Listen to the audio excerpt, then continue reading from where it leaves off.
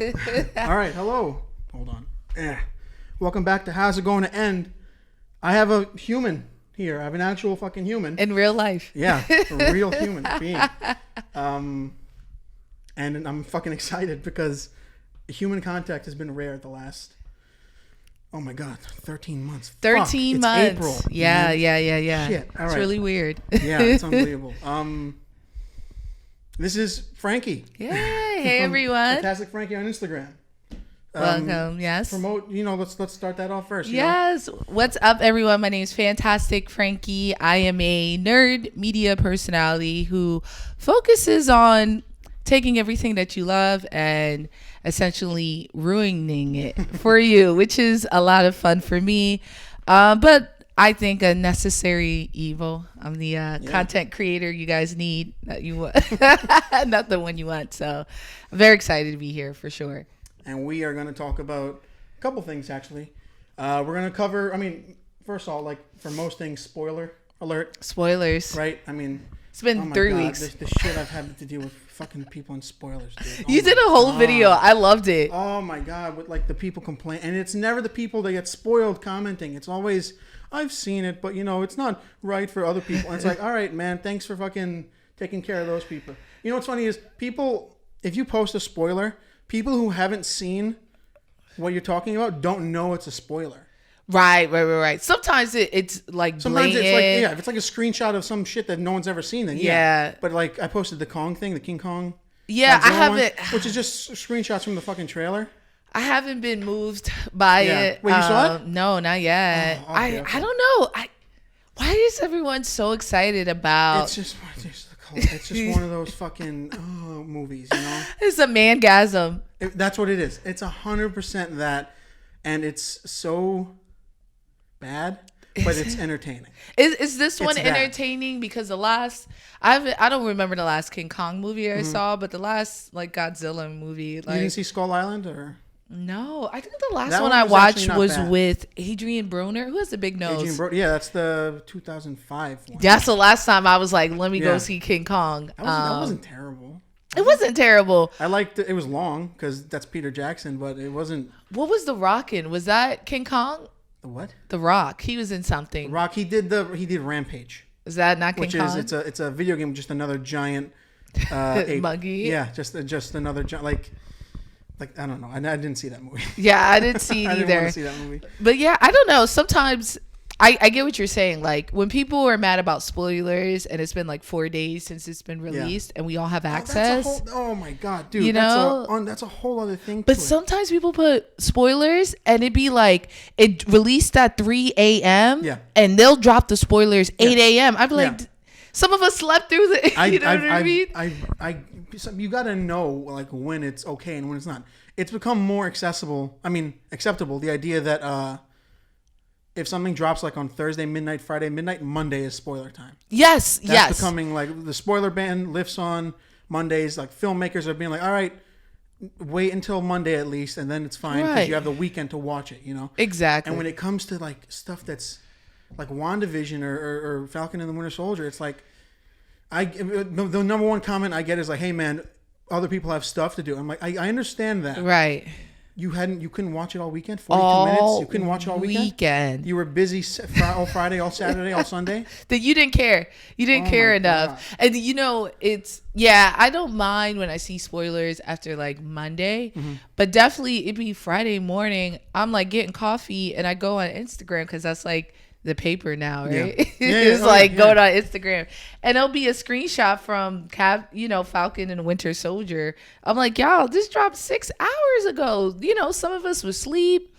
I don't know. I just don't like when they do it too early, but I agree. After Monday, you had an hour to do it. You know what I mean?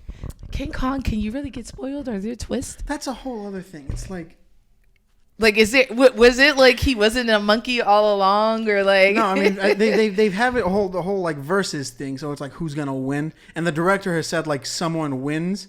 So there's that whole thing that's like, oh, who will win? I guess that's the whole thing. It's like with Batman v Superman, just the idea of like, terrible fucking titles. I hate those titles. It's just so like it's unimagined. Not only that, it's just fucking. It's like it's not the fucking 50s, you know, where you need to be like, this is what's happening. You could, you know, there are more subtle titles or whatever. I mean, not with you know, these, I guess the monster ones, but like other ones, you don't need the verses. It just simplifies everything. The Batman v Superman was long too. Wasn't it like Dawn of Justice? Batman v Superman, Dawn of Justice, which is like, you know what? Just call it Dawn of Justice.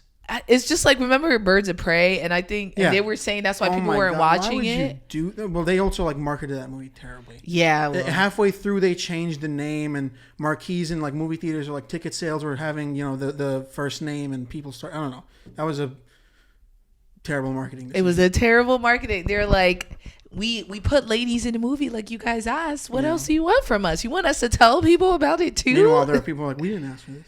There's always going to be those people. We didn't ask for this, you know, but like, I feel like we never ask for anything except for the Snyder Cut. I'm glad we're going to talk about that. Yeah. But we never ask for things. We just get them. That's very interesting also, by the way. It's like, I'm super about like, you shouldn't have to ask for it. Yeah. It's that fucking like, I can never remember the exact quotes, the Steve Jobs quotes. Like, we're going to give them what they want before they know they want it. Yeah. Which is like, which is Ant-Man, I would say. Yeah. Nobody asked for that Ant-Man movie, but it was a pleasure. No one asked for a lot of the Marvel movies, you know? Yeah. Like who the fuck? I mean, not even like, even with Iron Man, when it was announced they were making Iron Man, people were like, oh, that hero from the 70s that we kind of no one cares about. But nobody will admit that now, right? No, never. Meanwhile, it was like, hey man, there's like written articles from 2007 being like, why are they doing this? Yeah, but still, I had this huge argument with someone because I told them. It wasn't Iron Man. What was the other? Oh, Heath Ledger. I was like, no one wanted him to be the Joker. He was the guy we from... all hated 10 Things I Hate About You. He was singing around and being silly and all that. And then, of course. And then he was the Joker, which was a 180 in his career. He just turned out, he's also a fantastic actor and he knows how to act and, you know, change shit up. And there you go. And then it's always going to be like that. Every new name that gets announced. I mean, even if it's like a parody, like with Falcon and Winter Soldier. And a new Captain America. It's like, this guy's clearly meant to not be Steve Rogers, right? And it's like he's taking over the role of Steve Rogers, and people are upset like that. I think that's what it really is. Is not just that, but it's Kurt Russell they have an issue with. Myself Wyatt included. Russell. It's Wyatt, right? It's his son. He's the son of Kurt. Yeah, I knew he was related to Kate Hudson and all of them. But like, I realized that we just don't like him as an actor. And that's another piece too. Really? Like, we feel like he's replacing. Oh yeah, that. Chris. Chris Evans. Is it which Chris is up there? It's Chris Evans. Evans. Yeah. We feel like we're replacing him, and then people. I mean, of course, there's other nuances like he's replacing this black man. But I think the first thing is when we saw him, he looked so starkly different. The uniform was different. That's a whole other thing too. It's like, it's amazing what one photo can like. Yeah, really project. Like that first shot of him, his face looks all squeezed. It's a jaw. And the interesting thing about it is like, he's got like an underbite or something, and they took the shot from underneath, and he's got a mask. It's like this. Yes. Like, it's not helping nobody. And then in every other shot, he looks different. Right. Because there's different camera angles. He's got like stubble in some. He's got the blonde hair, you know. But that actor's always had that kind of like smarmy kind of look. He lost a lot of weight for this, and nobody's giving him flowers. I heard that. He's like, he killed it for this. He, if you guys ever watch Black Mirror, yep, one of my most terrified episodes ever. I think it was the spider one, right? Yeah, I don't know if it was the first episode of season 3, but it's in season 3. It's that terrifying. One fucked with my mind, dude. That's like a terrifying thing to me. But he looks great. I like him, and I actually like his character too.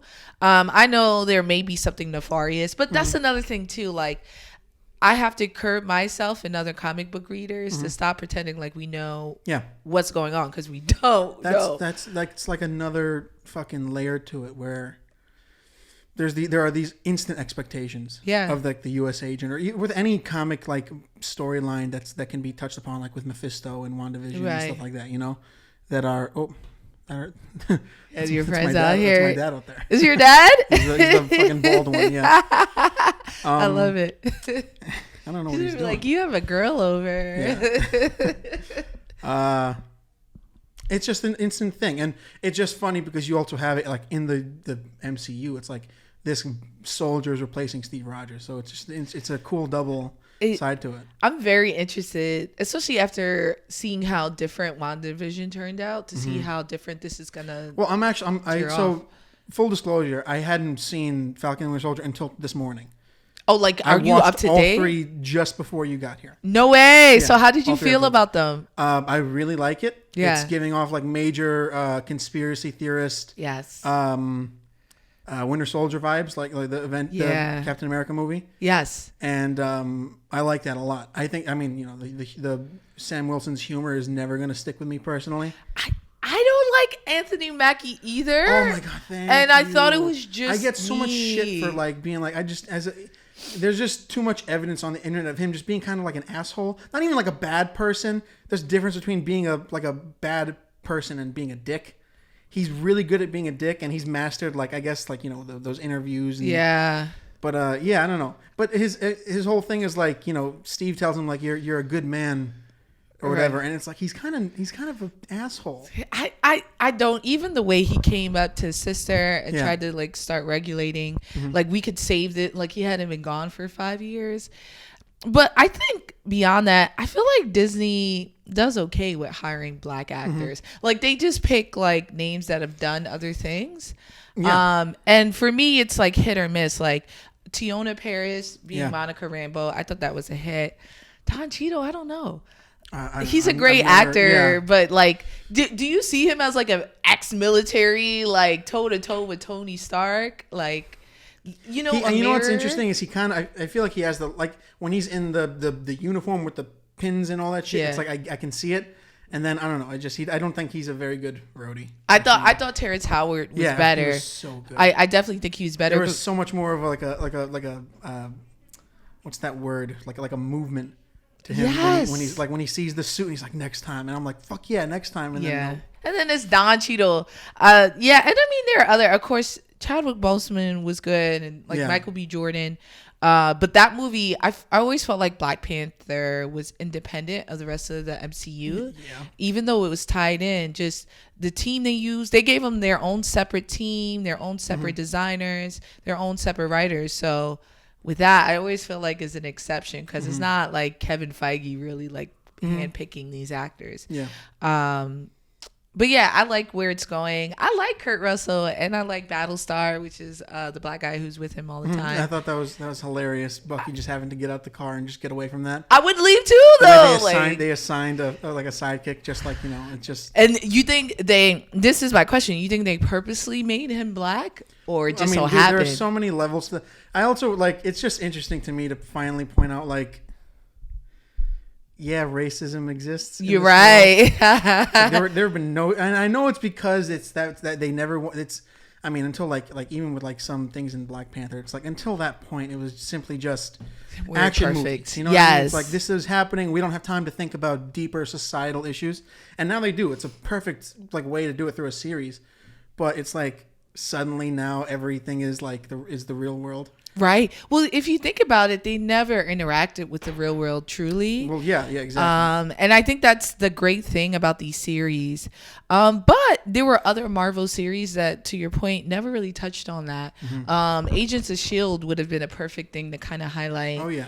The supernatural with real world issues. And I think that's one opportunity they never really, even the main character, she was, she's Asian. She's like half Asian. That's something they could have explored, like how she navigates being Asian and then being part of S.H.I.E.L.D. But yeah, there's nothing they really touched on until like this. Yeah. And I appreciate it. I think it's great. I think the Battlestar character they picked was great because in the same token, he may be someone they chose because he was black, but he's also like 100% qualified. And I love that they chose that route. That's the funny part about it to me is like, it's not a coincidence that not only can Captain America not be black in this world societally, but it's totally fine that the sidekick is black. Right? It's like the guy that follows the broad-chested white guy around can be black, and that's fine. And that sells perfectly. Like that's my favorite thing about the show so far. Like watching them all back to back, it's like the propaganda is so strong. And it's American nationalism propaganda is like. And if you compare it to, which you do on your page all the time, which is excellent, the propaganda they do now, right? They got the HBCU band out. They're making it as inclusive as possible versus like Captain America's original tour, which was like white. Make Whitester, right? It's like white dancers doing the can dance. And now they got like Petey Pablo basically out there beating the drum, and then his black sidekick come out. I think that's an interesting take on how marketing strategies work now. But yeah, I love that they're still qualified, because the perception of black people is that we get things because of affirmative action or because they're like, we need a black person, but we're not good, you know what I mean? But even in the most recent episode, he's deferring to him to translate. He's deferring to him for like plans. So I love that he's a qualified black man, and that the new Captain America is a qualified white man. You know what's also interesting about that is like, I feel like, how could a regular, he's not regular, he's got all those accolades and all that shit, but like, he's a regular guy. He's not a super soldier. That's a major disadvantage that we know of. You think? I mean, he got his ass kicked, man. I don't know. So he did get beat up. Remember, it was like 6 super soldiers. Yeah, right. So, because even Bucky was getting his ass kicked. Yeah. So it wasn't that, but like the way he got thrown off that truck a couple times. It just doesn't seem like the whole thing behind. One of the only jokes I liked in Spider-Man: Far From Home. You seen it? Was when Happy is rescuing the kids. Yeah. And he takes like a shield off of a thing and he tries to throw it and it goes like 2 feet. It's like, how does Cap do that? It's because he's a super soldier and he has the muscle, strength to throw solid vibranium and have it go into a tree. You know what I mean? Which he's doing. Like seeing those clips of like regular John Walker being like, "Fwah," like with the shield. It's kind of. Unless he's a super soldier. Yeah. He knew about the program, right? So he insinuated to Bucky when he talked to him, like, we all know it's been shaky, the program. And that kind of sparked Bucky to bring, what's his name, to Isaiah. Yeah. So he's aware of the program, which even Captain wasn't aware of. And I think a piece of that is going to go into, like, this program's been running, obviously, for years. I think that what's interesting about that is you watched Jessica Jones, right? Yeah. You remember the guy that they basically kind of had play like a pseudo U.S. agent? Yes. He threw Jessica around her apartment for a good while because he had that whatever the steroids. It was basically like they couldn't say it. It was basically the super soldier serum that was basically supposed to be U.S. agent at the time. Right. They were like they couldn't really say anything because of licensing. They gave him the name and everything. Exactly. And that's always how it felt more like if you're gonna bring U.S. agent in, it can't just be like, oh, it's another super soldier. I want to see. We already seen how like insecure John Walker is. Do you know who I am? Like, imagine getting spit on as Captain America, being like, I am. They've assigned me to be this symbol, and then you get spit on, and he's like, I know who you are. I don't give a fuck. But is that not like logical? Like he's doing America's bidding, and he's a soldier, so he believes in this cause, no matter how like douchey he may seem. And someone spit on your face, I'm gonna ask if you know who I am too. Yeah. It's telling for him, and I want to see what's going to be interesting is the idea of like what are the lengths he's going to go to kind of. Go upwards, you know what I mean? Wouldn't you feel insecure becoming an Avenger, essentially? Now, I'm assuming that the Avengers are disbanded by this point, right? But imagine, I don't think so. I think they're like, where are they? 100 heroes strong. They're all busy and shit. I don't know. I don't know. The thing is, it's a simple explanation to be like, oh, that's why we can't include them. They're all busy. Like, the Far From Home thing, like, off-world, busy, dealing with this shit, whatever. Don't invoke her name or all that shit. I feel like they're dissolved, and I think the next Avenger movie would be them re-putting it up. You get what I'm saying? Yeah, I guess I think that they're all like, all right, we got a whole new organization, right?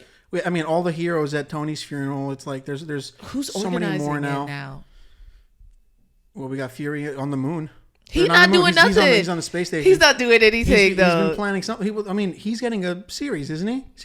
But I think it seems like he doesn't want to be involved. Secret Invasion is going to be incredible. Yeah. But yeah, that's especially if they bring in Fantastic Four in time for it. Well, that's the whole. Great. Also, if you the great thing about doing series is you have more time and like ability to craft these better stories. The strange thing, if you're not going to be that's why I loved WandaVision so much, is like it didn't, except for fucking Ralph Boner, it didn't bring in characters for no reason. Right. You know what I mean? Like that's the rudest shit ever. The character interactions in WandaVision are what I've always wanted when it comes to like a shared universe. Yeah. It's the perfect excuse to bring other faces into this. Meanwhile, in most of the movies, it's kind of just like, hey, you know, we all exist in the same world. Isn't that great? Right. That's how it always seems to me. Every time, like, anytime you just see, like Chris Evans walks by, or, hey, you know, Thor's over there doing something. It's just very showy. It's no substance behind it. Right. And then WandaVision and Falcon Winter Soldier only feels like substance when it comes to that. Yes. Including all these other faces and characters.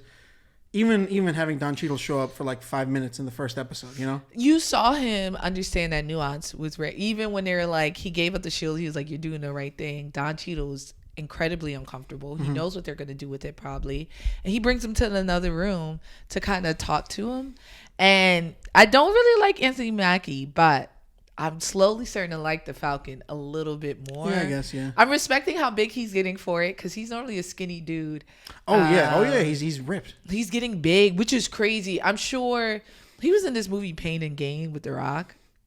He got big for that, but not as big as The Rock. So I'm sure that's always been in the back of his head. Like, I can never be like, I would be like that. Like, I'm never going to be compared to The Rock ever again. I want to be as big as I can be. But yeah, I'm loving these characters, how they're moving. I love getting to know them better too.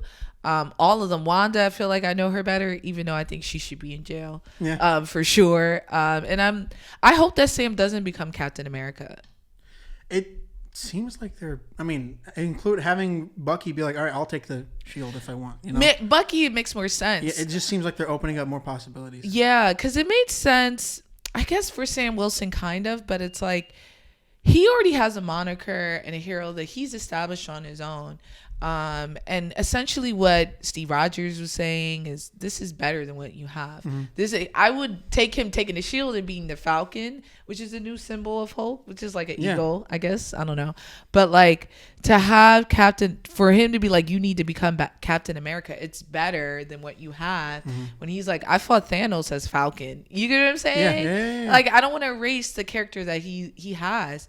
So I hope it either goes to Elijah Bradley's grandson. I think that'd be a great place to go. Or Bucky, since he's trying to like, what a great just piece of like history for the world, including Isaiah now, which is, it's funny because it's like, you know, he didn't exist until now, technically. Like until the writers came up with it, the guy he did not exist in the world. But as you expand on a giant universe, that's always going to happen. You're always going to fill in pieces here and there. But this one feels more earned than being like, oh yeah, that was Peter Parker that had the little Iron Man mask on and whatever the fuck, you know what I mean? But that always is like an extra thing for the fans. But this feels earned and like it's going somewhere. Right. Because for this, and that's the thing, right? He's a black man with powers who was probed, put in jail for his powers. So for him to be like, I'm not touching none of that, aliens in New York, whatever. I did my time. He was older by then.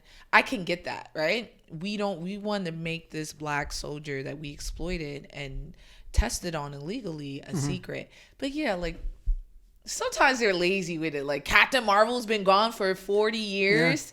Yeah. And exactly. 100%. But that's a whole other thing when it comes to like planning. It's like the idea of not being confident that a woman-led superhero movie would work, and then seeing it work with Wonder Woman, being like, okay, let's do this shit now. Turns out she's always been there. It's just it's very, it's weird. Look over here while we do this over here. You know, it's just very. I would have preferred, if they took the lazy route and made it that when the Hulk did the snap, it changed the universe. Yeah. Because I just feel like the way I can't see a clean way for them to include a lot of these characters, including the X-Men. So I know that it's coming maybe in 5 years, whatever, but like, I cannot fathom why any version of Charles Xavier would be quiet during Thanos. And that's just not how he rolls. Not only that, the concept behind mutants is like all oppression. Yeah. It's years and years and decades of oppression. You're going to introduce a whole species that the whole point of their characters is like they're constant. It's based. I mean, the first X-Men movies kind of handles that really well to me. Like when Iceman goes back to his family.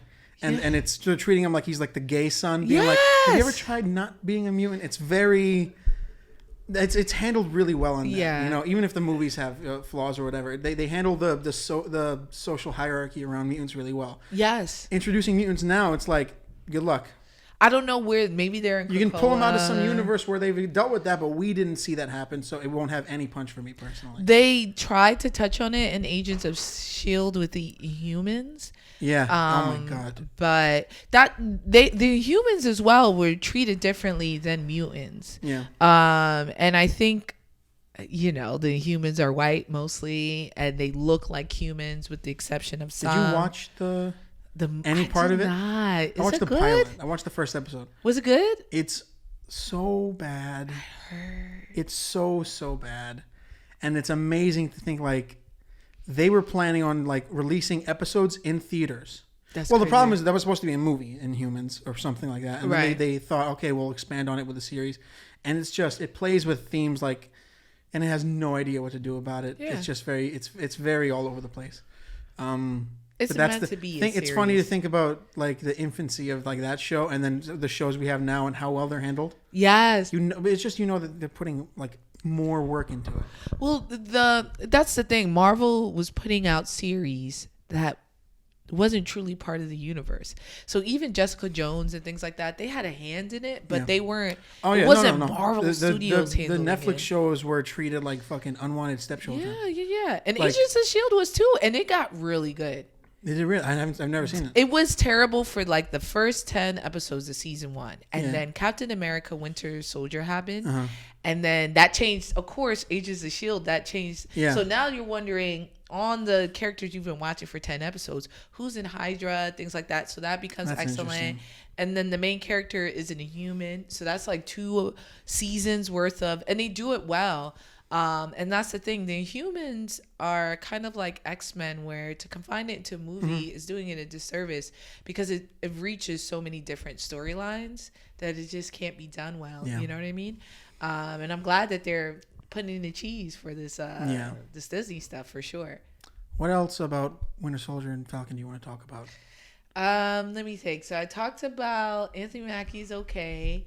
So the return of Sharon Carter. Yeah. I really want to see what Captain did over the 80 years that he was back, right? So he slept with Sharon Carter. That's number one. Did he? I thought he just. I thought he slept with her. Sharon is the girl from is the Revenge. niece, Yes. right? He kissed her. He kissed her. I didn't know he slept with her. I would figure I don't 90, think so. 90 years, no butt, and you don't think he slept with her if he kissed her? Even the kiss is weird. Something about Cap always screamed virgin to me. Right? I don't think so, though. I don't know. Because then the beard came after. His swag Yeah. changed totally. It was totally different after that kiss. While they're like on the run, like I'm thinking about Sam being like, you know, we were gone for 2 years. For Imagine 2 the shit they were years. doing, you know. With Sharon. They were with Sharon You're right, for you're the right, 2 you're right, years. you're right. You telling me no? And he came back. He was darker. His beard was. He had the long. Y'all. Hey, talk about, you know, like taking like a hiatus. Think about fucking Bucky in Wakanda for however long he was White in. Wolf. I said that already. hilarious. I'm sure that's his girl who. So you watched the 4th episode? Yeah. I'm sure that's his girl who rolled up. Spoilers, y'all. It's been. I don't almost a know week. her name, but she's in almost everything. She's in all She's this an stuff. Amazonian, I think. I think she plays. Isn't she? Well, okay, so she does play. She's a stunt woman, that woman, yeah. but she's also in Black Panther the movie. Yeah. She's always the one who's not Okoye, who's with Chadwick Boseman. She's also in. And she's in it Winter Civil War? Soldier. She's in Infinity War. She's in all the Yeah. movies in which I can never say the Dora, whatever. She's in every movie that they're in, and they normally she's prominent. But yeah, whose hut was he getting out of when they called him for Infinity War? Whose hut was all that? he said was that it was calm over there. You know. It was calm. That's what I'm saying. I don't know. He's different. The way he interacts with Sam is really comfortable from a man from 1937.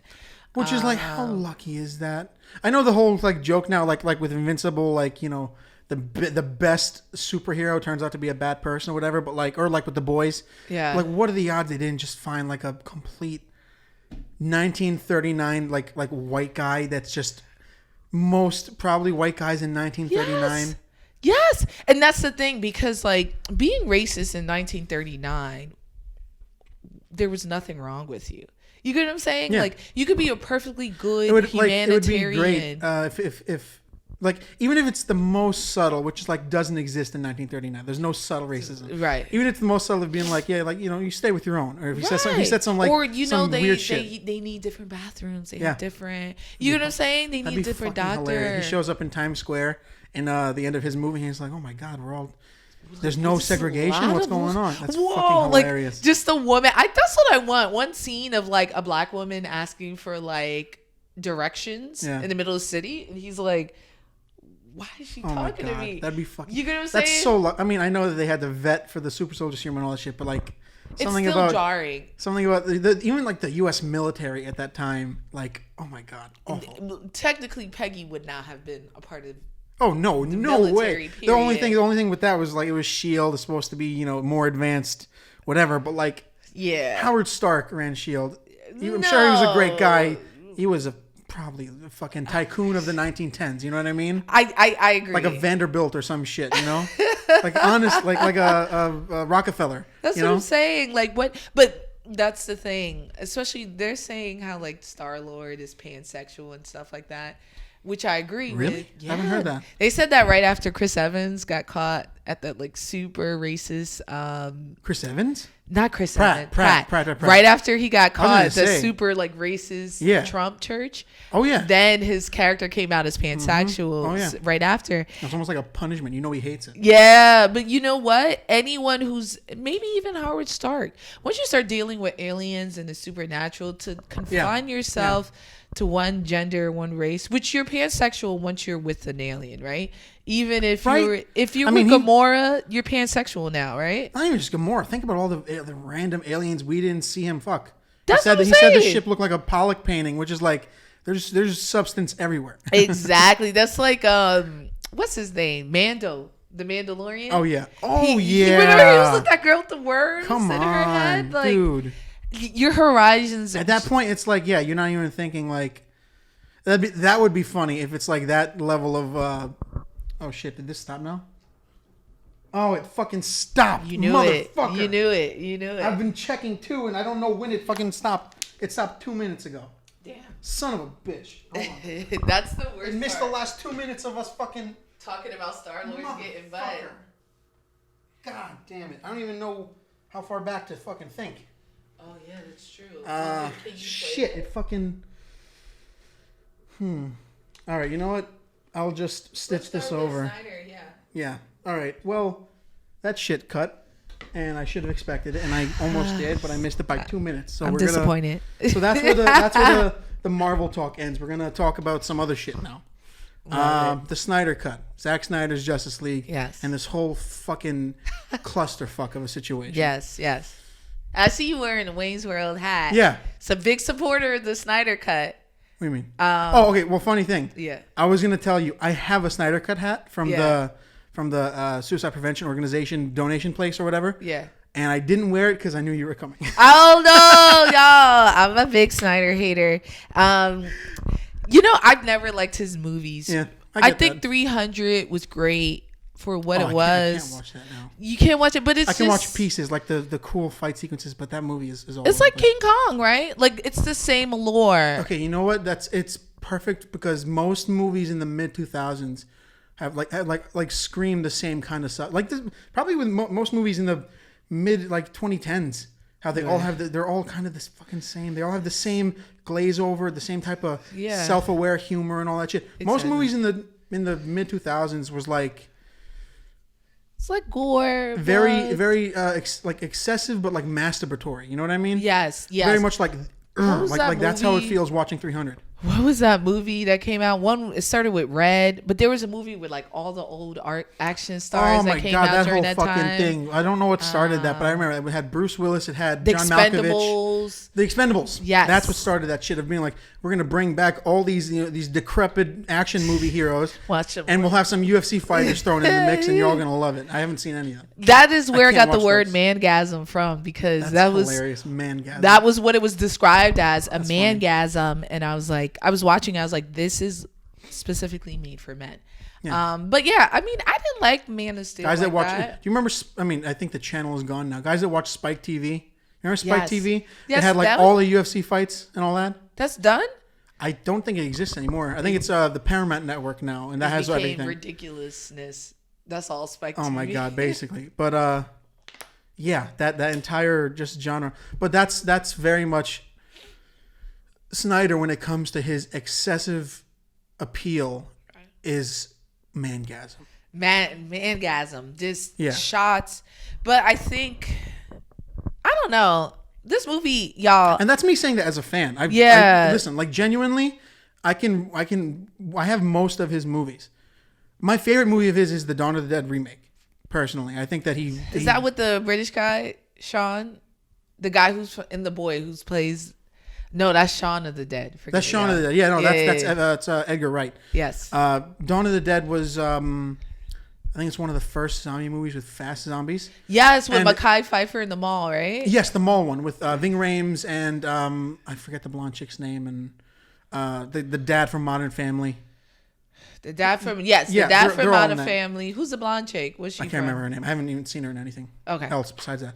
But that's my favorite movie of his, just because it's so well paced, I think, and it's very much like when you do a remake of like a 40s movie or like the great thing about Dawn of the Dead in like Romero's Dawn of the Dead was like it broke so many fucking barriers. Right. You had a protagonist that was am I thinking about the right one? I don't remember Dawn of the Dead. There were a couple Dawn of the Deads, and there was like Night of the Living Dead and all that type of shit. But he remade Romero's Dawn of the Dead, and it's just very well done.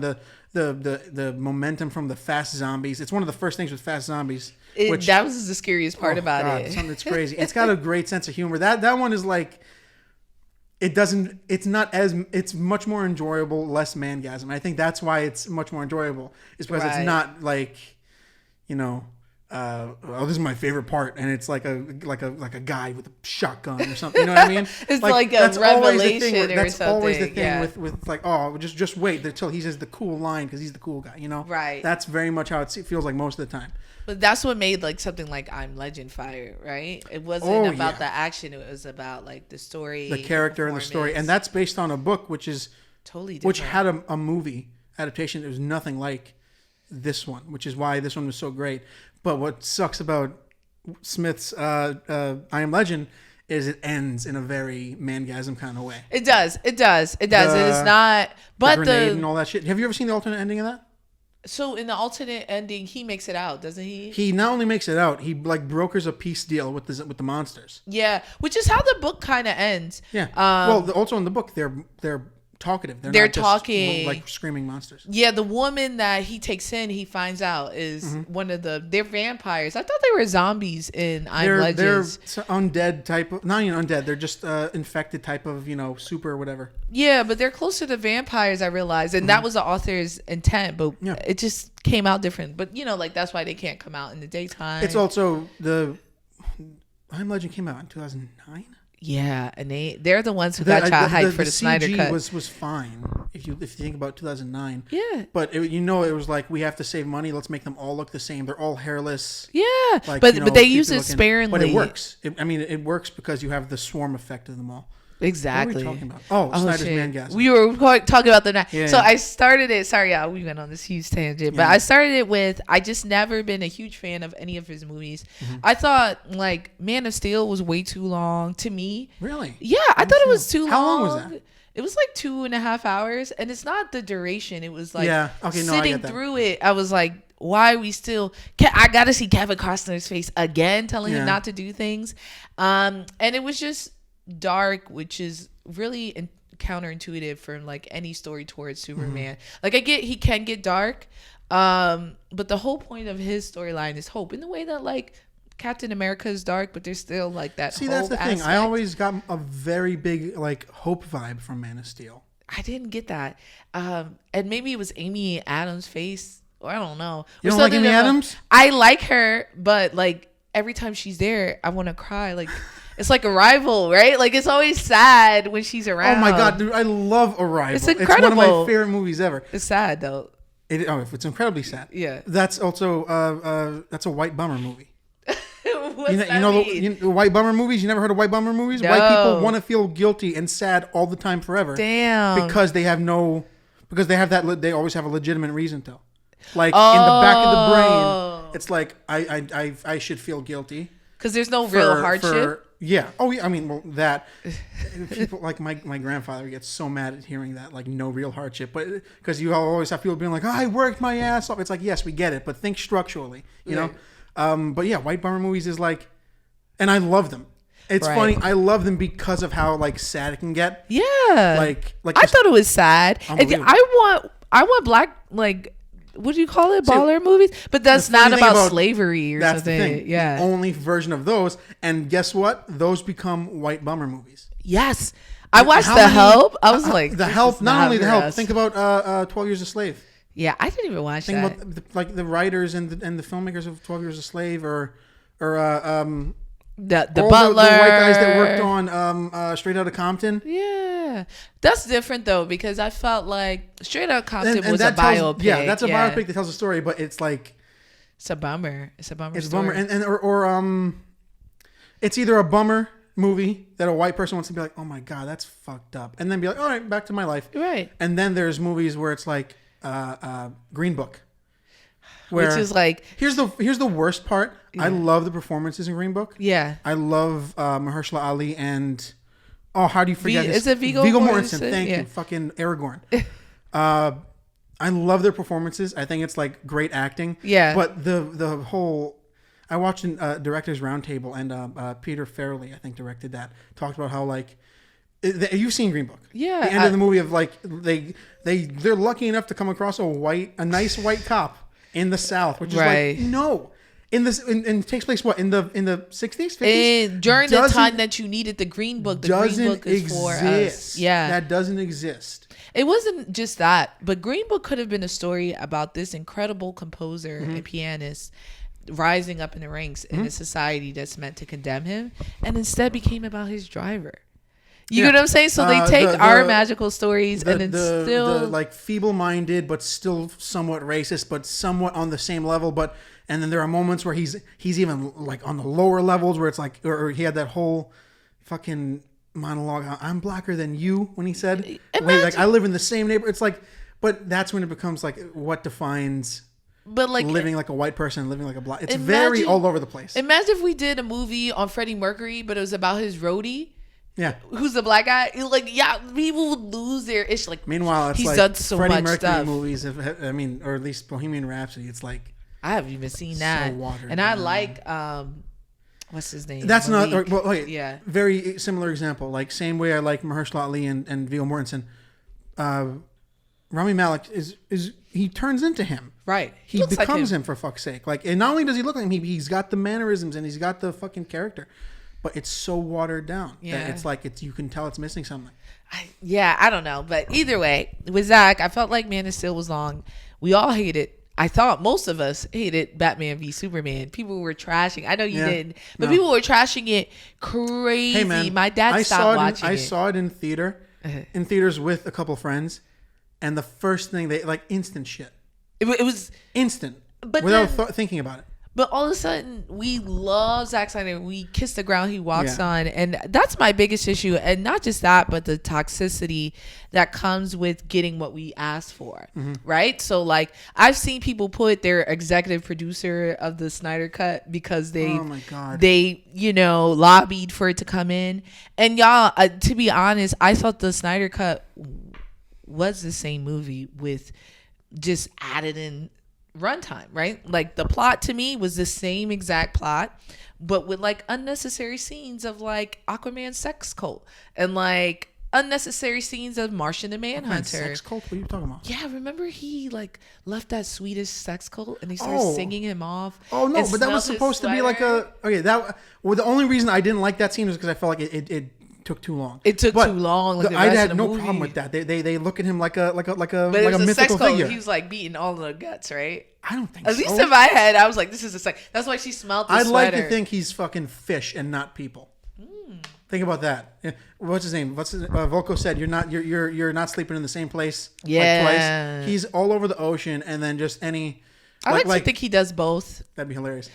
I thought that was what I liked about that was because it's like, in a 4-hour movie where you're bringing all these characters in, you have to do anything to build these reputations.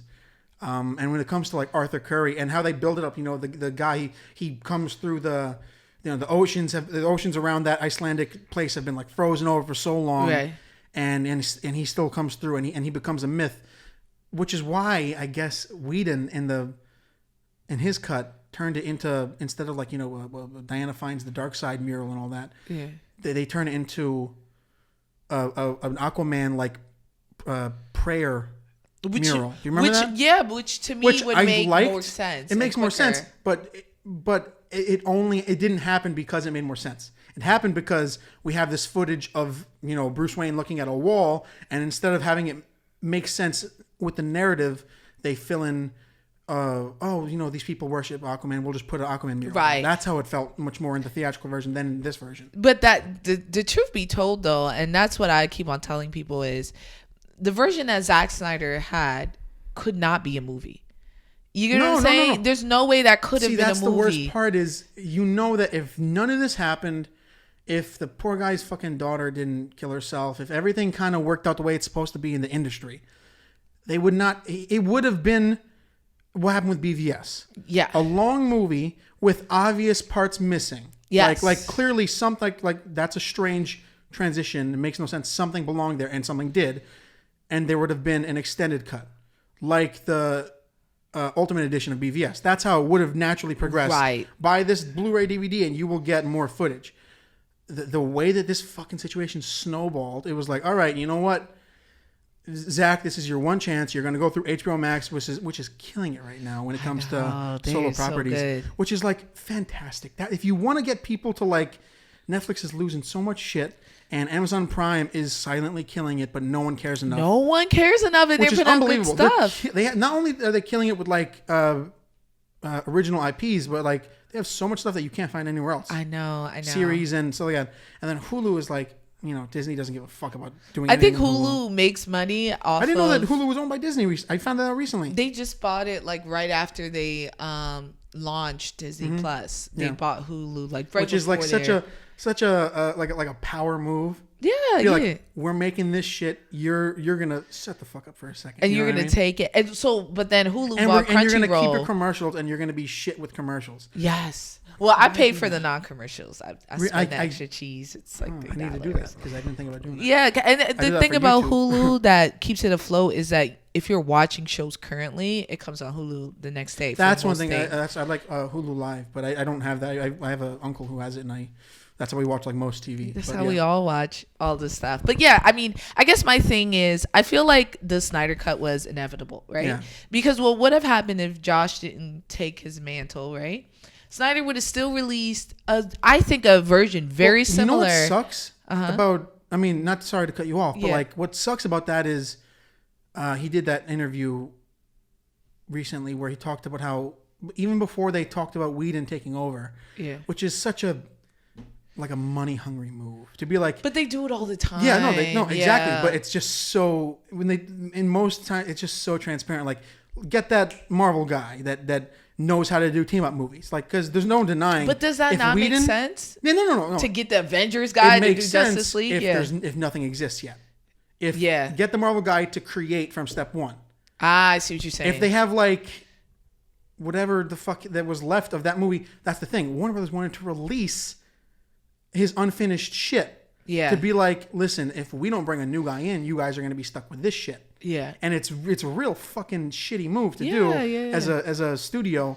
So then they have, and then Snyder said, no, you're not going to do that. Like, fuck that. I'd rather it be, gathering dust in a shelf for 20 years, which I thought genuinely what was going to happen.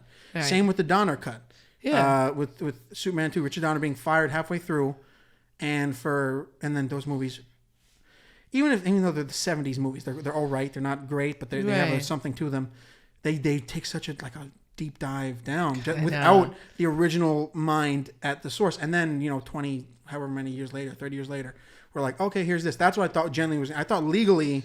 I mean, he also couldn't talk about it for a while, for a good time, and then he started. I'm assuming that's when the ban lifted, or the NDA was lifted. Then he started posting screenshots on Vero, which is like. But that was as the movie was out. So like whatever that NDA was no. immediately. It was a little after.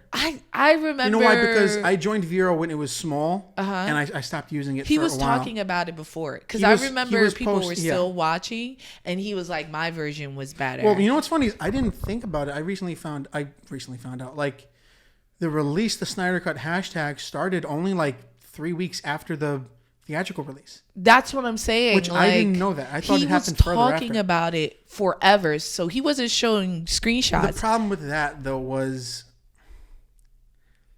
it was very. There were people fighting at that time, and I was one of them to be like, "Oh my god, everyone's talking about this shit. What if it just was his version and it's a bad version?" It is though. This is the thing. It's not. Josh Whedon's version was the best you could do when you're given what Snyder had, right? And this is the thing that really gets me. People will go on my post and be like, Frankie, you're wrong. All this stuff is from before. What did he need $70 million? If VFX. It was more VFX. than it was VFX. No. It was VFX and the so to redo to redo scenes not redo them. He had blank. He had blank stuff, but he redid scenes. And no, he didn't. No, they were called in original. They were there called first. in actors. He called in actors to redo scenes for the nightmare scene in the end. That's it. No, he called in Ben Affleck for different things. For the Martian Manhunter, for all the end shit. But that's what I'm saying. So he added in all this extra stuff. And you know what's funny? You know what? People make it seem like this version was done. Everything up the dark side was done. Yeah, he just dolled it up. But this is my thing. From what Josh Whedon got, the stuff that he got, he did the best that he could do. And Zack Snyder got... I agree with you when it comes to that. I was going to post a clip about it from last week, but Whedon's not a bad filmmaker. I don't think so. He's a fucking creepy pervert. Yes. And he's no doubt... I said this also, any white guy in some form of professional power is abusing that power 100% all the time. But he's not a bad filmmaker. Mm-hmm. The first Avengers movie is one of the best ever. I loved it. And it was the first time anyone had seen anything like that. So it makes sense that you would go get that guy. Mm-hmm. The problem is you get that guy when you have nothing. When you have not compare Man of Steel to fucking not Man of Steel or like BVS. That's I guess team up whatever with Wonder Woman to the first Avengers. They're so different, not only in like substance, just in vibe. You can't do that. You can't take. But that's because they had things already down. Yeah. There's a foundation there that Joss Whedon had for the Avengers that just wasn't there before. Well, because it was 100% him. That's another thing about it, which is like, whether you like it or not, whether like, even if you think it's shit, even if you don't, if personally your opinion is like, fuck that, I don't like it. If it's 100% itself, I can't help but like feel like, good job. Right. That like my least favorite Marvel movie is Guardians 2. I'm not a fan of it personally. That's right. it's personally it's just in my opinion, I don't like it very much. But it is 100% James Gunn.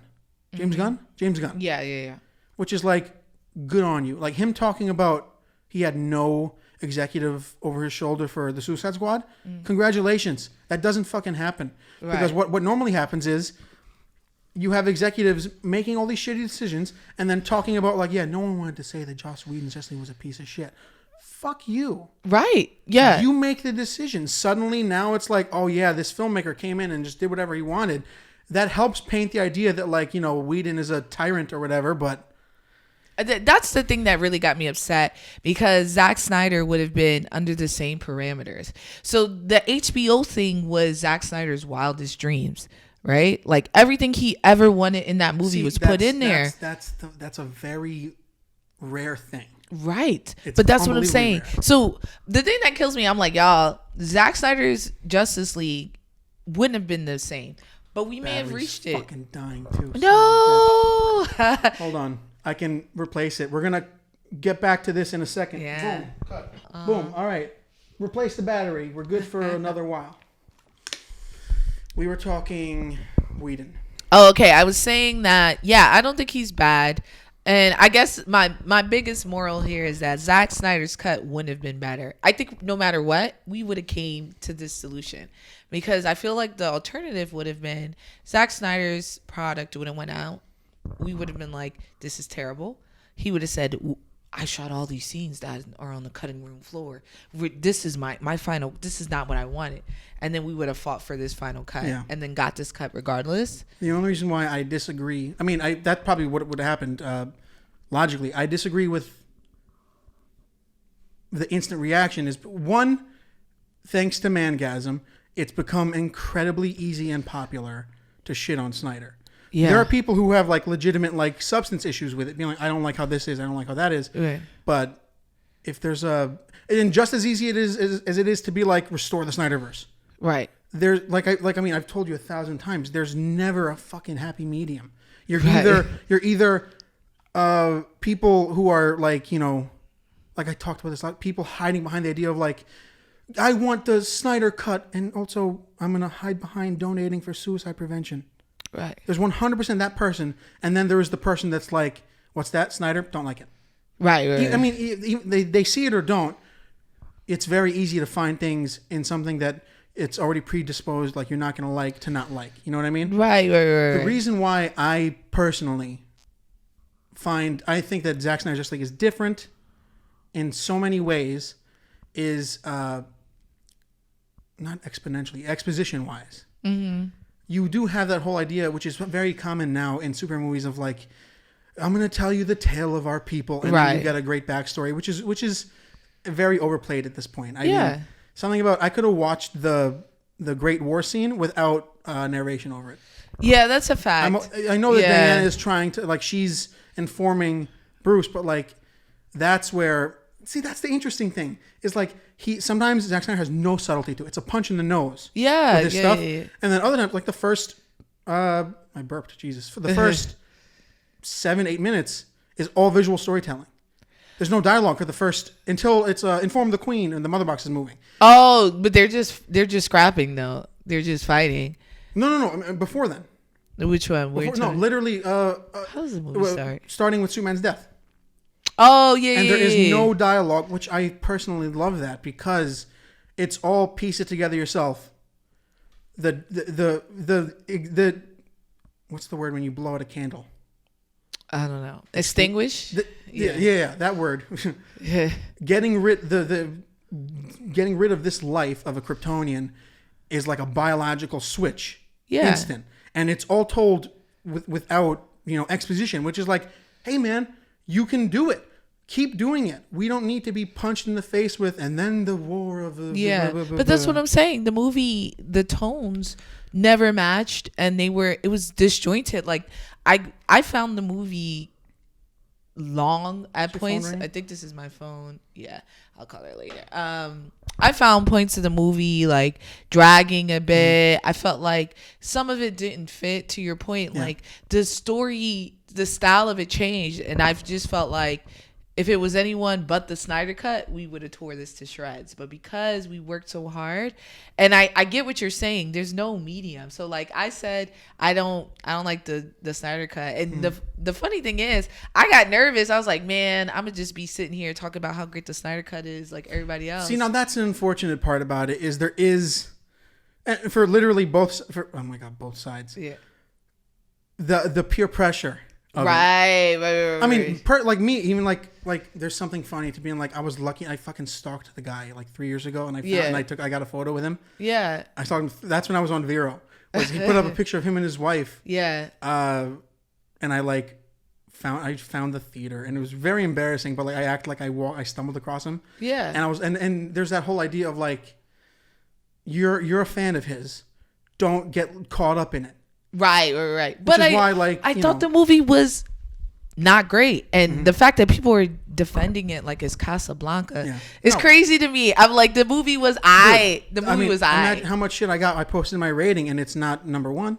Right. It's right now because of the wave of hype, and that's the whole other part of it, is the levels are like meeting when it comes to how full it is. it's growing more and more. Restore the Snyderverse for people who are like, I want what I want, right? And for people who are like, let's expand further. I don't mind a Snyderverse because I do like where he was growing. I just thought the movie was the issue with the movie is, and with all the Snyder's DC movie is, it's too much in there. Like they're in such a rush to catch up to the Avengers and to Marvel. But the reason why Marvel's so big is because they took their time. But I don't think I 100% agree. The rush to catch up with Marvel is entirely the theatrical cut of Justice League, personally. Yeah. And it's it's the cutting down of BVS. People going, I don't like this. It's not right. It doesn't fit right. And then studio executives being like, all right, we'll make you pay extra for the Ultimate Edition. And then being like, hey, better movie. It makes more sense. It better movie or it flows better or... But it's still not a great movie. And I don't think that one movie was enough for us to get Wonder Woman. You get what I'm saying? Now we have more context for Wonder Woman. Here's the worst part about all this is you have what's-her-face, Sarnoff, saying, apparently she got like in trouble to like saying like, yeah, we're done with Snyder. Yeah. Remember she had the whole thing and then like other executives higher than her were like, what's the matter with you? Yeah. Because you know that this is that situation now where it's like, if enough people are loud, they're going to do it. It's going to channel through this separate entity that is HBO Max, which is perfect for it. If you think about it, Snyder's our choice for the rest of the universe. Snyder's who we want to. I would say think about it this way. If you don't like that it's Snyder, the concept of it happening, the way that it's happening, opens the possibility for so much more in that. Like you think Snyder has, and I'm going to say the talent and the storytelling capabilities to be a Kevin Feige? Because that's what they're saying. You get what I'm saying? Like, I don't think those are entirely different jobs. But that's how it started, right? Like Kevin Feige has an idea and he starts a universe. But also like, and he brings in other directors. But I'm just saying, like, Disney is a whole other. Either way, colossal. They're saying a Snyderverse. This is what I'm saying. Yeah, do we want a full universe based on? I don't think it's like that. What I think it is I don't think it's an expansion of like that. Like what they're doing now is like they said that Matt Reeves' The Batman is on Earth 2. They've officially said, right? Which is like cool. Another issue we have with DC is 80 universes, right? I have no problem with that. I do. You know why I love that? Is because it is the multiverse. It is. I don't collect unless it's like a new series that I'm interested in. I don't collect single issues. Yeah, but like, it's just I collect. But when you watch an Avengers movie, right? It's coming from or a Justice League, a Super Friends, whatever. When you're reading one of those, it's coming from a universe that had a separate series. Yeah. So DC essentially puts their series, which could be a way to build it, right? And they squander it because they put them in a different universe. But that's what I think is. I think that the reverse of that is more limiting. I get what you're saying, you know because then you can't do different iterations. Like I talked about how with Black Panther, right? Michael B. Jordan is in talks to return for Black Panther 2. Yeah. Now the way that Marvel is going, which is like, thank God they're finally doing something with the multiverse and all that shit. There are so many possibilities. There are so many avenues you can go now that you can do, and like Ezra Miller's Flash meeting Grant Gustin's Flash on the CW. Yeah. I don't keep up with them. They erased the multiverse. So DC technically is not supposed to have literally the CW Flash erased the multiverse. There's only one universe. Yeah, but no, it's not one universe. The CW Flash compended everything of their shows into one universe. Everything else is separate. No, they said all of the universes, including all the universes like Supergirl and no, all they that said is in one. All of the universes ever. I'm sorry, I got a lipstick on your thing. But yeah, all the universes ever got compounded, including, that's why Ezra Miller was on it. He gone. Well, no. The only reason Ezra Miller's on it is because the Flash can do that. The Flash is... Yeah, but I'm saying the Crisis on Infinite Earth. Yeah. The conclusion of that story was that all of the universes, period. That's how they said it. Yeah. All of the universes, period, to ever exist, hundreds and hundreds of multiverses are gone. And now there's Prime 1. There's nothing else. Yeah, but there's always been Prime 1. No, they're saying Everything. Ezra, but everybody's gone. I know that, but I mean, well, yeah, that's the whole problem with the next Flash movie. But what I mean is, there's always going to be that prime where you know the camera, like, who knows? I don't know what they've said about the MCU ones, but what we've been watching since 2008 would be like that MCU's prime. I get the concept. Yeah. But what I'm saying to you is CW wrote in the story that everyone, including the Snyderverse, is gone and they now live on the Flash's Earth. So even their DC shows like Titans and stuff like that are theoretically supposed to be in that universe, which I feel like I haven't watched Stargirl in a while. Stargirl's supposed to like insinuate that and Doom Patrol, but like that Cyborg, they're supposed to replace. I had heard that it was only for the CW shows. No, it's supposed to be all of them, but that's what Because I'm saying is they've inconsistency. So they said that's why Ezra Miller was there, including him. That says that even the theatrical people are gone, because every other Flash that the Flash met is gone. They're out of here. So, but personally, I love the messiness of the multiverse. Yeah. It's all over the place, and it gives room for so many opportunities. That's what I'm saying. But the stories don't take enough time to flesh out each section of the multiverse. Yeah. Well, that comes down to the studio being smart about it. And you have all these great new DC movies coming out, characters that we never thought we'd ever see. That's the problem with also, it's like the Snyder obsessives that are instantly shitting on Blue Beetle or Zatanna or everything that they're planning that they've announced in the last fucking whatever. It's so disheartening, because it's like, hey man, people have been doing. I mean, people, whether they legitimately have gripes with it or not, have been doing that to Snyder's movies for fucking ever. Yeah, I don't want a Snyderverse anything. I don't want a Snyder. There's got to be a divide, is what I mean. You know what I mean? Yeah. There has to be that middle ground. Snyder work is done. Yeah. I may do a video on that this week. I don't think Joe Manganiello, Deathstroke, just like before this, posted on his Instagram story, Deathstroke HBO Max. I saw that. Yeah. So damn, he'd be good. That's Alcide, right? That's Alcide from True Blood. You ever seen True Blood?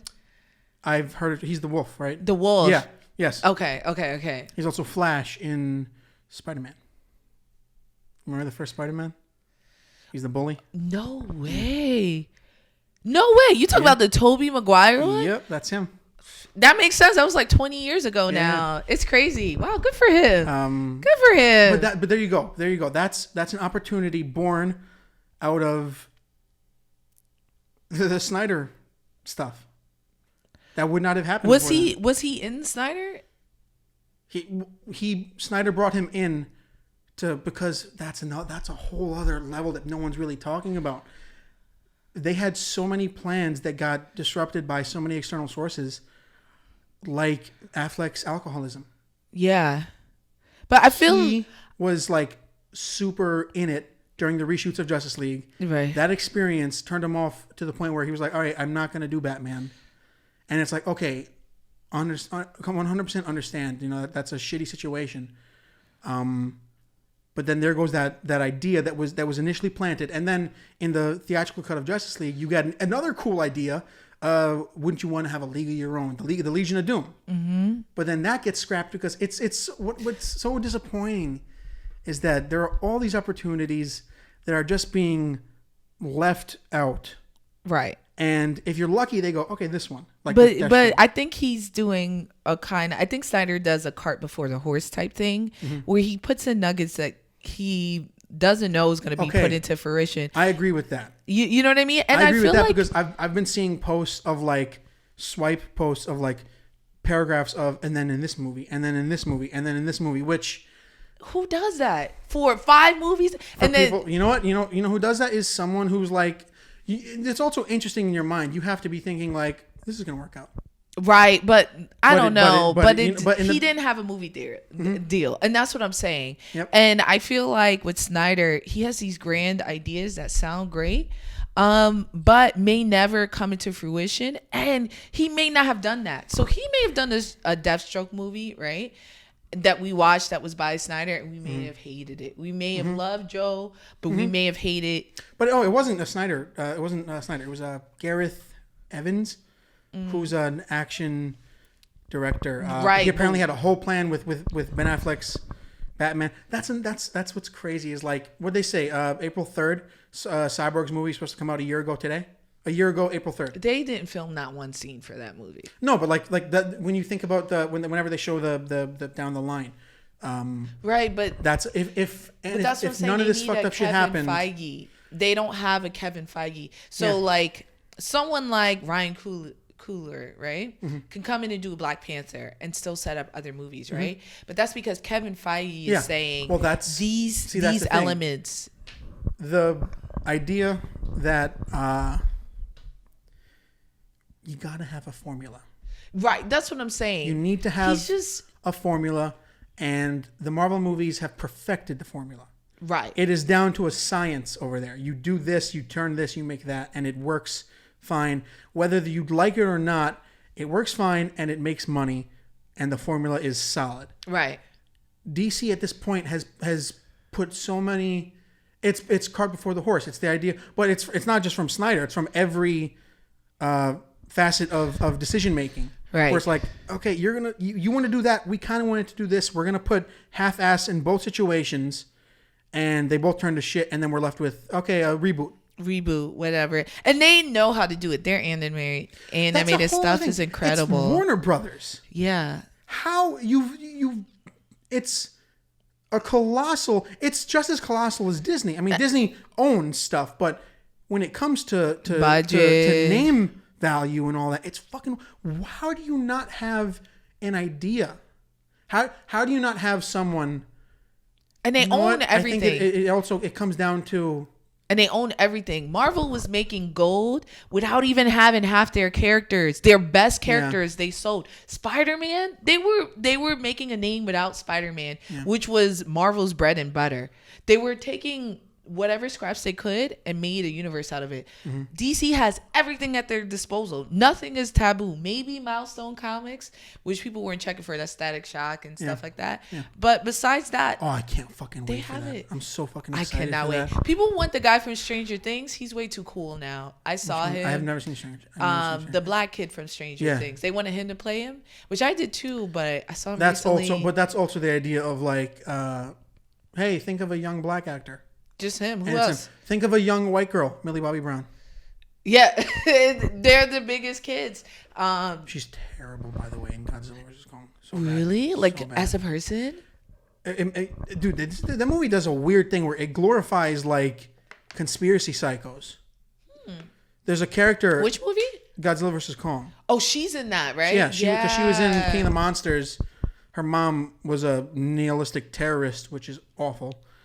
You've seen King of the Monsters, right? No, I told you the last monster movie I saw. I recommend you spend a day, don't think about it, and watch those. Watch those. Yeah. I will spend a day that I got a new sound system too. That's made everything better. Like I even rewatched Justice League. Yeah.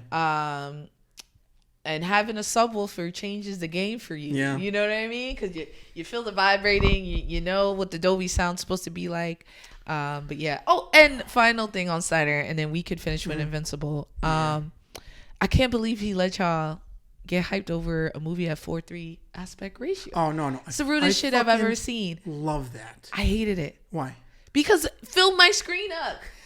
Nobody has that. Fill my screen. Let me see it in all its glory. Okay, I get what you mean. It's one of those situations. It's filling your screen. It's not filling the corners. Yeah. It's expanding so much more. Like genuinely, if you compare, I mean, who watches movies like that? No one's gonna watch fucking 1:31:1 by 4:3. It doesn't make any fucking sense. But if you do, and you put the time into comparing, you're seeing so much more. The only issue is that it's like watching a fucking iPhone like this. It's hard. It's difficult because the width really does feel so different because of everything following the same aspect ratio. It's distracting. It reminds me of like your friends who go to Spain and come back and say Barcelona. You get what I'm saying? Like that's what Zack Snyder is like. Actually, I did the 4:3 because it's better. No one cares. I don't know. I thought we're not all cinema. That's right. See, that's the thing. But that goes to the idea of, hey man, go nuts. That's what I'm saying. He got to do whatever he want, including shoot it with an IMAX camera, knowing at this point, right? Doing things. He could have fixed it. You know what really sucks is imagine this movie in fucking theaters. I would have seen it in theaters, and by the end of it, I don't know. Did you see my review? I really liked the movie. Yeah. But this is not a movie theater movie. It's not. And the problem with that is that you're making something for. I mean, there have been people like across the internet. I mean, even like regular people being like, "Wow, I enjoyed that." But at this point, when you're given the situation Snyder had, you're making a movie for the people that like you. Yeah. Like, he made it for his fans. Which is why, the only reason why I'm not fucking crazy, I'm not obsessive about, wanting to see through his vision for two reasons. One, because if it doesn't happen, the people who bitch and moan for him, they don't get what they want, and that makes me feel good. You know what I mean? Right. You don't deserve it if you're spamming restore the Snyderverse. You don't deserve it, personally, to me, because this doesn't exist yet. Right. At least for the Snyder cut, he had some shit there. Right. At least he had a real, whether it was physical or not. At least, he filmed everything digitally. At least there was something there. This is an entirely different venture. The Snyderverse, his continuity of films that he planned on making, is an entirely different thing. They're so hyped about it, and I just can't. I don't know. I don't think it'll happen. I think it's too much money. I also don't think the execs will want to give him that much power. Oh yeah. The relationships are ruined. Yeah. That's another. That's so funny how layered this all is. Yeah. Is your relationships are ruined. Done. I mean, like Warner Brothers' main pages on like social media didn't promote the Snyder Cut. HBO Max did. Yeah, HBO Max did. You're right. Warner Brothers UK did. Okay, you're right though. The stuff I got was from, but you know what? People don't need to advertise anymore. That's another thing. Fair enough. It's solely through HBO Max. HBO Max is like a branch off. You don't have, nothing always has to be flowing through the same lane now. Now everything is legitimately. But now you don't focused in different directions. But why do a full campaign? All you have to do is hire 10 influencers. You get what I'm saying? You're an influencer. Stop your mouth. I wouldn't do that. No, I would. I do it all the time. So, like, they show you a movie. They show you a show. I did it with Invincible. Well, see, that's another thing. They pay me. They gave me some cheese. This is a perfect transition into Invincible. I hadn't heard. You said you spoke about it like, a year ago? Okay, so I spoke about it a year ago, but I just heard that there were sprinklings, and that's probably why I got picked to market it, right? Because I just saw that they cast it. So I was like, y'all, Invincible's coming out. It's incredible. And people were like, nah. Oh my God. So yes. Oh, dude. Okay. Yeah. I just also watched all those 4 episodes last night, and I thought that it was just like with Winter Soldier, that they only had 3. And then when the 4th came out, I was like, fuck yeah. There's like 10 coming out. Yeah. There's 10 episodes for that? Yeah, it's like 10. It's a bunch. Falcon Winter Soldier is halfway done. It's 6. 6 episodes. 6 for them. But that is the show where it's they're gonna have multiple seasons of that, and you can tell they're gonna dive more into the they're gonna dive more into the underworld of the realistic side of the Marvel world. Oh, absolutely. And that's something about but yeah, I think Invincible, it worked just like that. So hired. Holy shit. So I'm gonna just read this entire fucking insane cast. Gosh. Kirkland got pulled. That's why. You know what's okay? Yeah, one is I have all the Walking Dead compendiums. I love his comics. I did not know that he had done anything else besides this space thing that he did before then. But Invincible isn't mainstream, and that's the thing people forget. That's too a whole gory. Other level. Is like, I say whole other level a lot. I'm realizing that now. Because there's a bunch of levels to life. So it's levels, man. There are so many not mainstream properties that are like, hey, man, pick them up. Yeah. Take them. Do something with them. They're ripe for the fucking picking. Yeah. You know? So I just have to go down this fucking cast because every single voice I heard, I knew who it was, and I was so happy that they're involved. And they changed it. So even Zazie Beetz' character is white.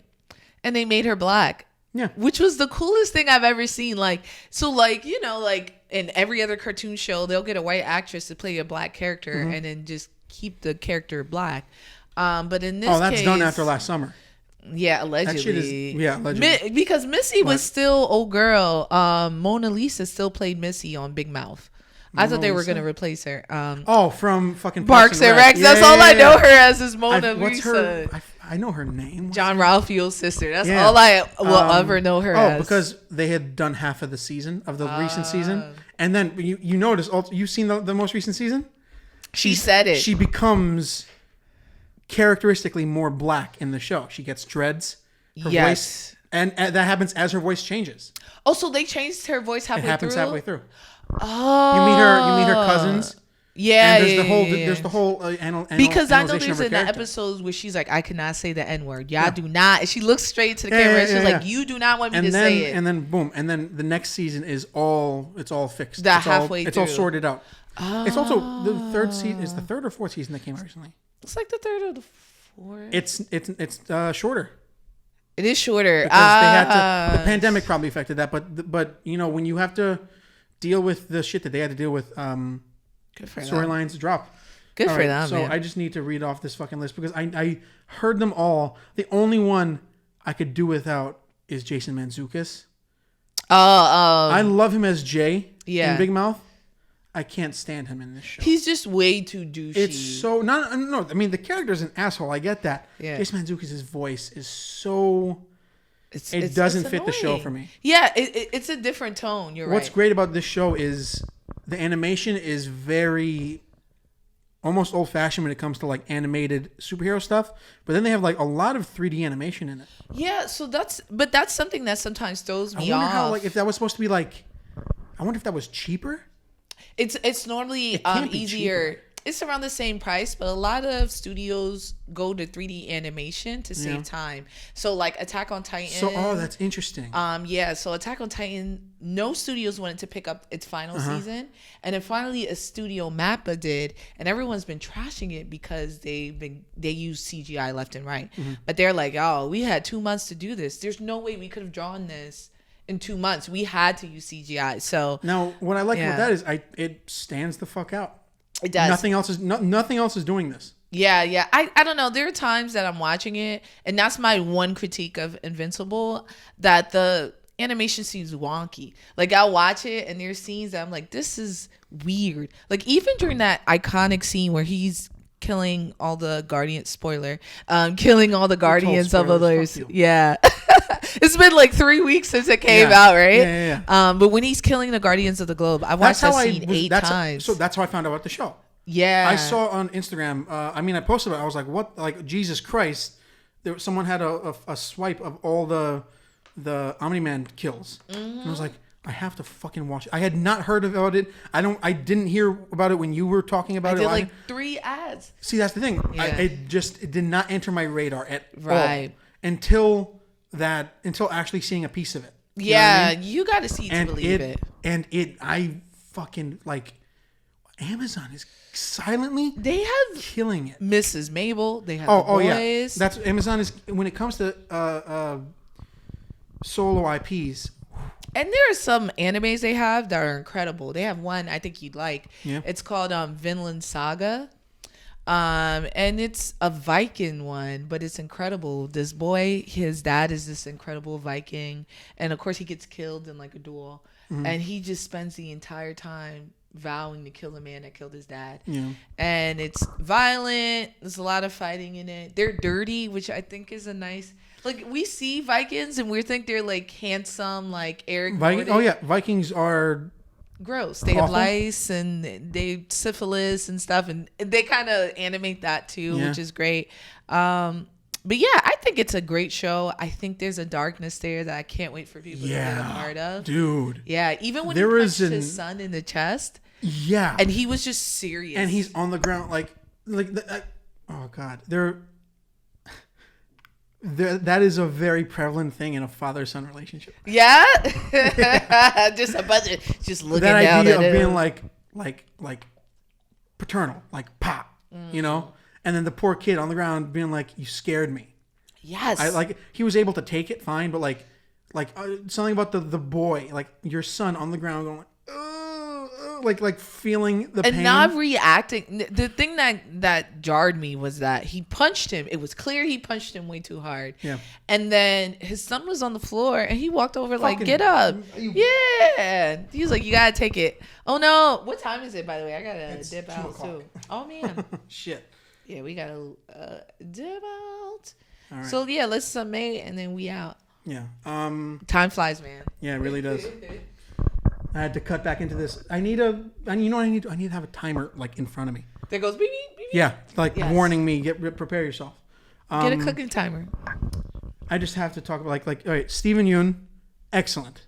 Love him. He's amazing. The guy's killing it lately. But like watching him since The Walking Dead and all that stuff is it's so nice to see him. J.K. Simmons.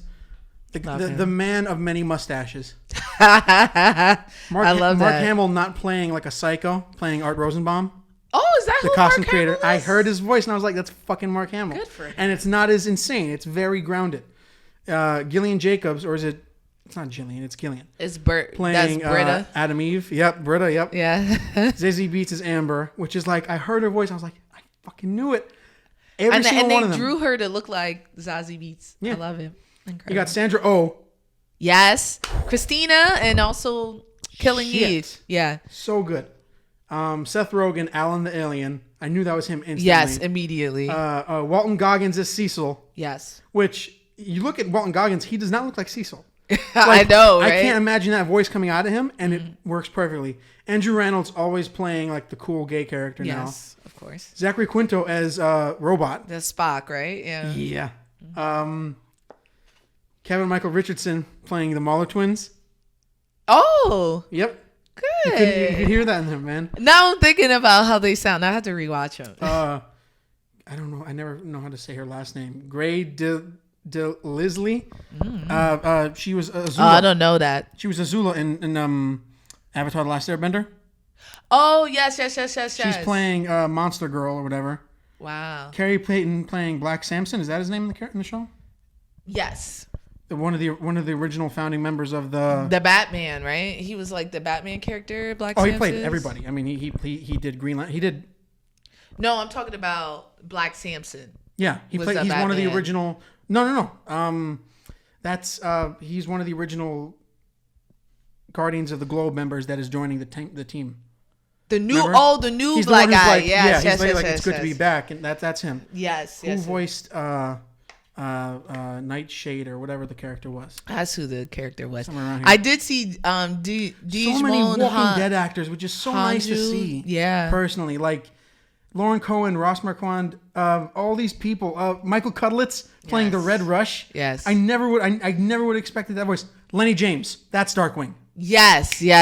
Also from The Walking Dead. Chad Coleman as Martian Man. Yes. And then you got Jumon Hounsou playing all the Martians. Which was hilarious. I loved him as So it. good. They were So like, good. "Did you heard of a?" When he asked him if he heard of Vulcanite or whatever they're called, he was like, "Of course, I'm the Emperor. Like, of course, I'm." Mahershala worthy." Ali's in this. I didn't know that he's playing Titan. Have we met Titan?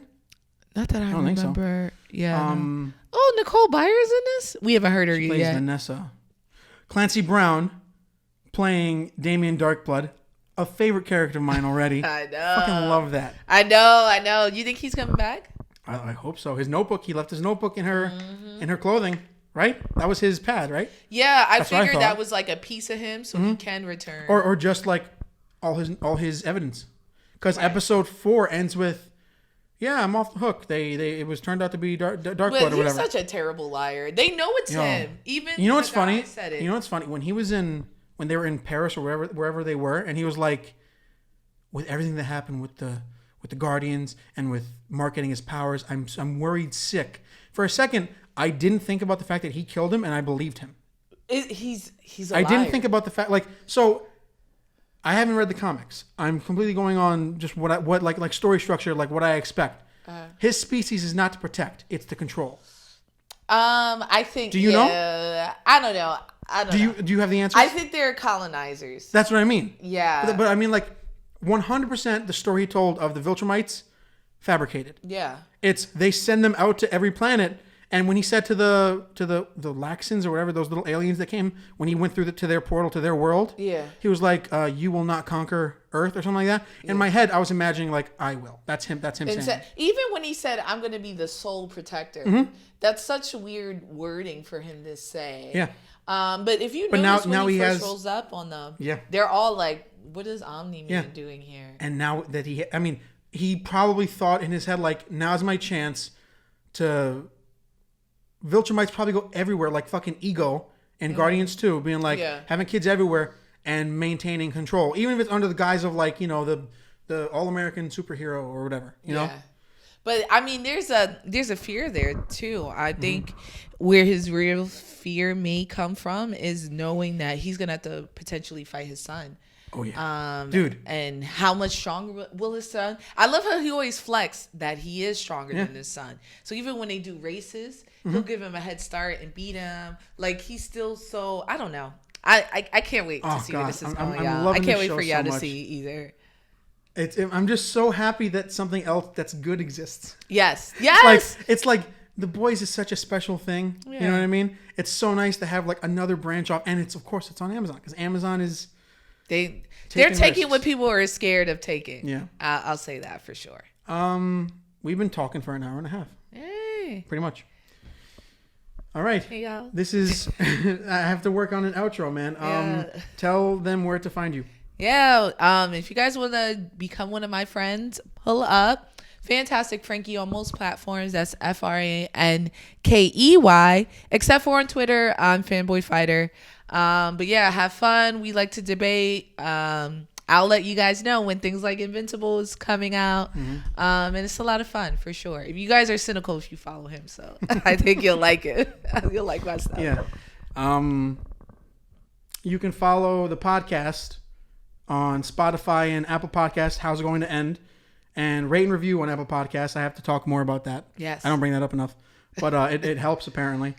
And you can follow I'm doing video now officially on YouTube at Comedian of Cinema, my YouTube channel.